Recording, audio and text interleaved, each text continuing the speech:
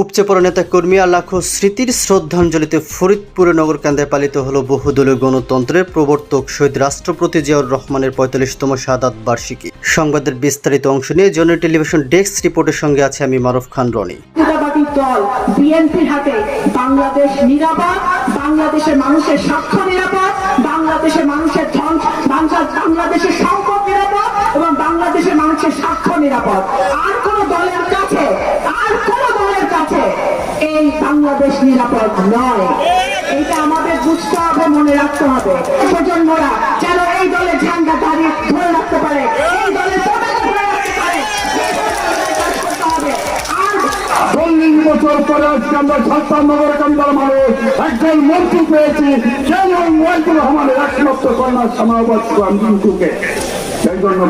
বাংলাদেশ জাতীয়তাবাদী দল বিএনপির প্রতিষ্ঠাতা ও সাবেক রাষ্ট্রপতি শহীদ জিয়াউর রহমান বীর উত্তমের ৪৫তম শাহাদাত বার্ষিকী উপলক্ষে গতকাল শনিবার নগরকান্দায় দিনব্যাপী নানা কর্মসূচি পালন করা হয়েছে। বিকেল ৪টায় শহীদ আকরামুন্নেসা বালিকা বিদ্যালয় মাঠে উপজেলা ও পৌর বিএনপির আয়োজনে এক বিশাল আলোচনা সভা ও দোয়া মাহফিল অনুষ্ঠিত হয়।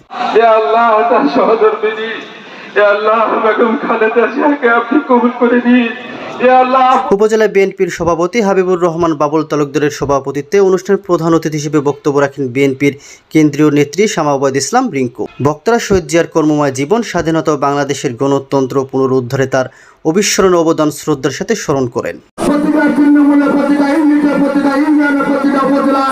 বাংলাদেশের স্বাধীনতা ঘোষণা দিয়েছে। চাঁদাবাজি, সন্ত্রাস, মানব ব্যবসা, প্রশাসনের দালালি, এইগুলা করলে এই দেশের জনগণ আমাদের থেকে মুখ ফিরিয়ে নিবে। নগরকান্দা পৌর বিএনপির যে অগ্রণী ভূমিকা পালন করছে সেই গুণাবলীগুলো আমরা ৪০তম মৃত্যুবার্ষিকী শ্রদ্ধা জানাই। এবং এর আগে দুপুরে চরজসর্দি ও তালমা ইউনিয়ন বিএনপি পৃথকভাবে দোয়া মাহফিলের আয়োজন করে।